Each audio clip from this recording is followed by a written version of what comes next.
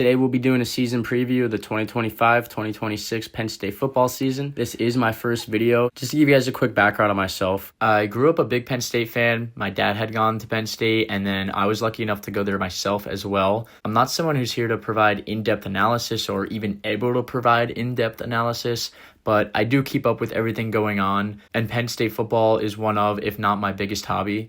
That aside, my next few videos will be some reaction videos to the first 3 games of the season and takeaways, but once we start getting into Big Ten play, I will start doing a game preview and thoughts the week of, and then I'll do a reaction video to those as well after the game. But that's enough for now.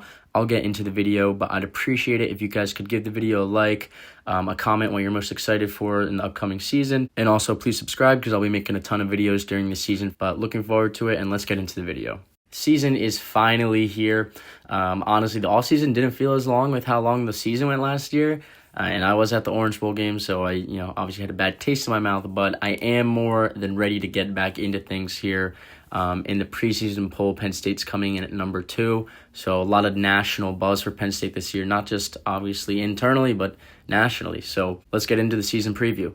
We'll just start off here with a quick overview on the offense. All right, so the obvious, we have Nick and Katron coming back. We have Drew coming back. We have 3 new portal receivers. Hudson's been getting a lot of buzz this offseason, especially in camp. And, we've heard Franklin talk about him earning that number 1 on his jersey. So there's definitely a lot of optimism there. And I really like Pena in the slot. Definitely something that, we'll see what happens when they put on the Penn State uniform and they're in Big Ten play. I think they all are super talented. It's just a little bit of PTSD with this receiver room in the past few years. Something I got to see it to believe it. But I'm hopeful. I think that they should be good. Then at tight end, we have Khalil Dinkins. The coaches have all been talking him up a lot this season. We've all seen just how good of a blocker he is. I mean, he's a really, really good blocker. And every time that we've thrown him the ball, he's done good things. And then probably see a lot of Luke Reynolds, probably more so in the passing game, at least maybe as the season goes on. And then we have Andrew Rapplier coming back from injury. Apparently, he's been looking, more like himself, and I wouldn't be surprised if he maybe starts to come on a little bit. We do a lot of those 3 tight end sets just historically, so I wouldn't be surprised to see him. I think tight end that we're going to be fine. Obviously, losing Tyler Warren, going to be tough to play at that level, but I think we're more than fine and loaded up at tight end. O-line, we have one of the best in college football, and we really have that depth. So all around on the offense, quarterback, we have Drew coming back. We have new wide receiving core, the tight ends. We have some great guys coming up this year. Offensive line, one of the best in the country. 2 of the best running backs in the country with Nicholas Singleton and Katron Allen. Also one of the best offensive coordinators in the game, Andy Kotelnicki. If the receivers can be serviceable and catch some key passes for us in games and be somewhat of a threat, I really think that we are going to have a top offense in the country. So we'll see how they play. We'll see how that goes. And then looking at the defense, we lost some guys. Obviously, the biggest is Abdul. We also lose Kevin Winston Jr. I know he was hurt. He didn't really play last year. Of course, we got another guy like Jalen Reed, Kalen King, Jalen Kimber. But we picked up Amari Campbell at linebacker, which was huge for us out of the portal. The biggest question mark and what I am most nervous for is the linebacker room. Not a lot of depth there, but we'll see how it pans out. Dom DeLuca, Tony Rojas, Amari Campbell being those first 3 guys. And then a lot of what's behind them are some unproven guys, really, really talented, really, really skilled guys, just unproven guys. And Jim Knowles has even said he's only comfortable right now really with those 3, Amari, Dom, and Tony. So a lot of talent behind them, but a lot of unproven and really just inexperienced guys.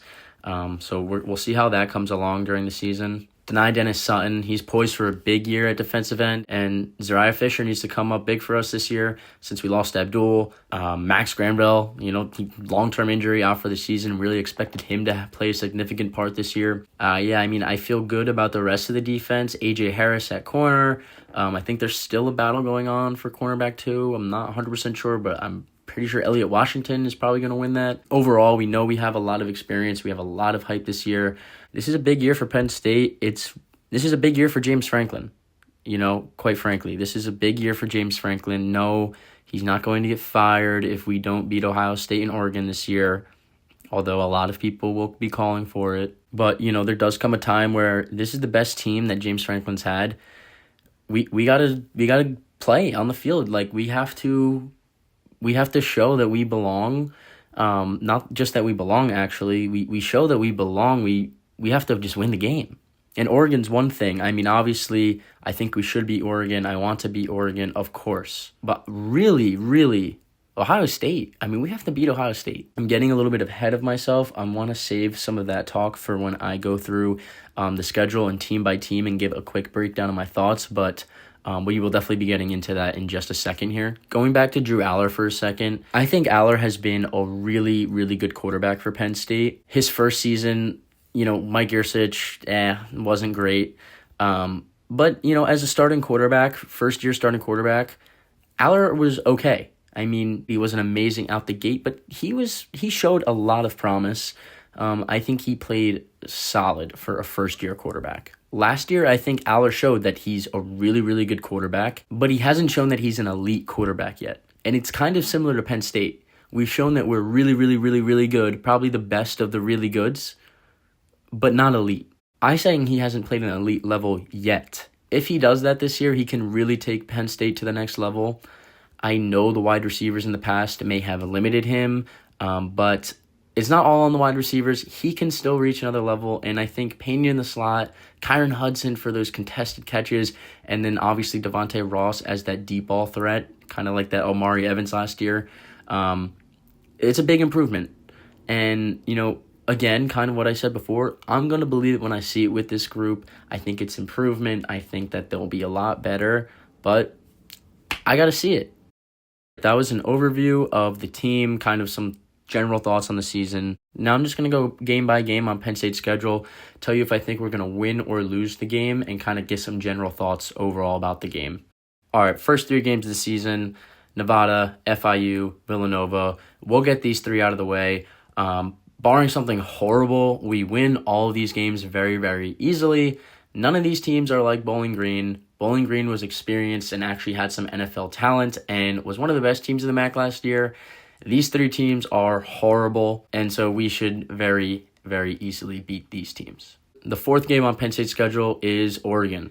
All right, so we get into a good one here. Big Ten championship rematch, Penn State whiteout at night. Finally, we all hate Big Noon, so this game should be good. I'm planning on most likely going to this game, and I am going to pick us to win this.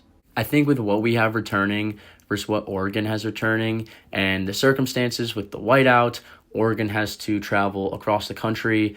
Penn State's coming off a bye and essentially a preseason, while Oregon has to play some more legitimate competition and could have to keep starters in longer and all that. Guys can get banged up.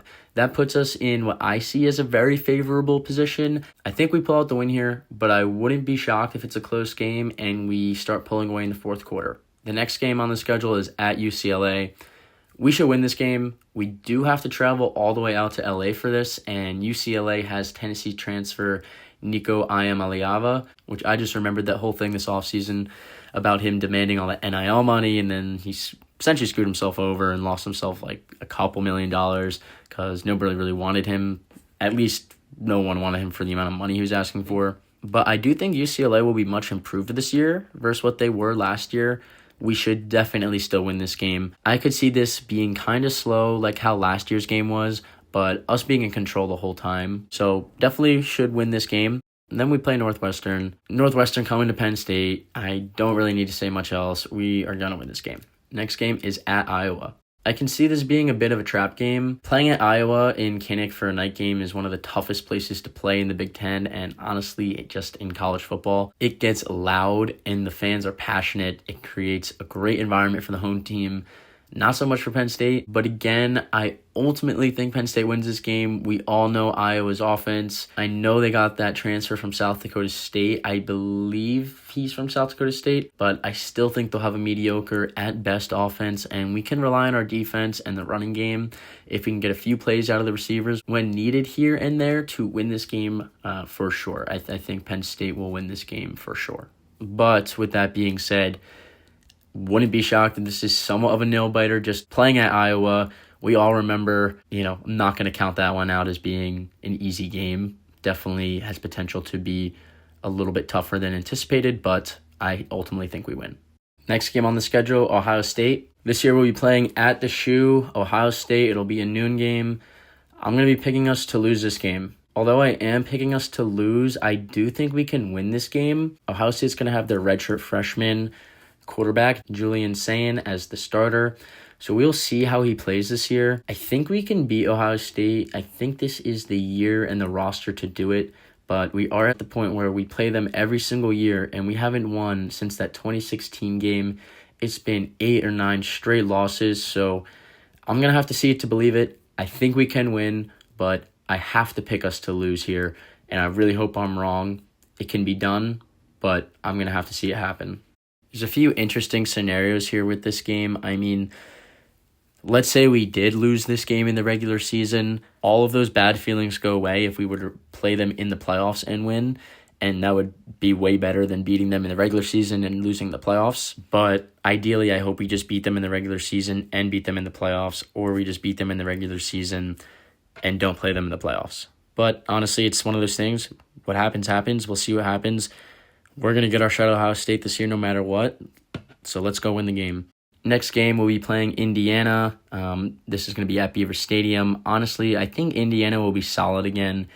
They have a pretty easy schedule, but I think we're going to come out and beat them pretty good, honestly. I don't think it's going to be a Purdue type of blowout or anything like that. Not saying we're going to smack them, but I think it'll be a game that we're in full control and win without much doubt for most of the game. And there's definitely potential if a couple things go wrong and don't go our way, this or that it can be pretty close. But with the team we have, we should be beating this Indiana team 100%.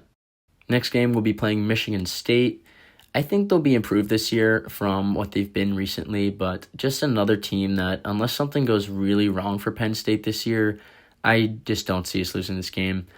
Penn State's going to win this game. Next game will be Nebraska at Penn State. Nebraska gets a bit of hype here and there recently, especially with Dylan Raiola, and if he can play really good, then I think Nebraska can give us a little run for our money. But I think we're just so much more experienced and overall just a way more talented team where this should be a win.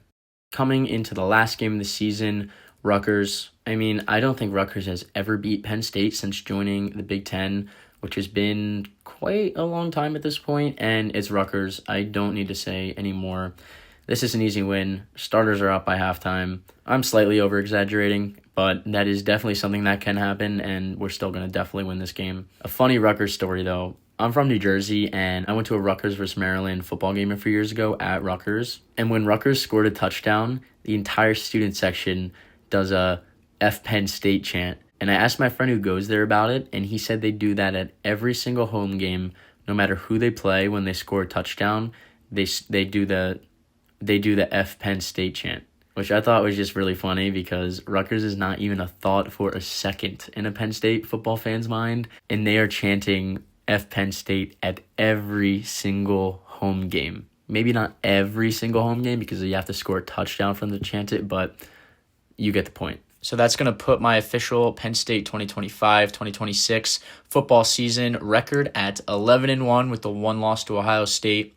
That's going to put us in the playoffs and should set us up very favorably in the playoffs. All right, well, I hope you guys enjoyed my season preview. I promise the videos will get better. This is my first video, so I'm still kind of figuring out my style, how I want to edit it, how I want to do this, how I want to do that. And then, as I said at the beginning of the video, I'll be posting a game breakdown after the next 3 out of conference home games and just give some takeaways from what we saw from the receivers, how Drew looks, and just an overview of what we see. So look out for that. Don't forget to like and subscribe, and thank you so much for watching. I appreciate it.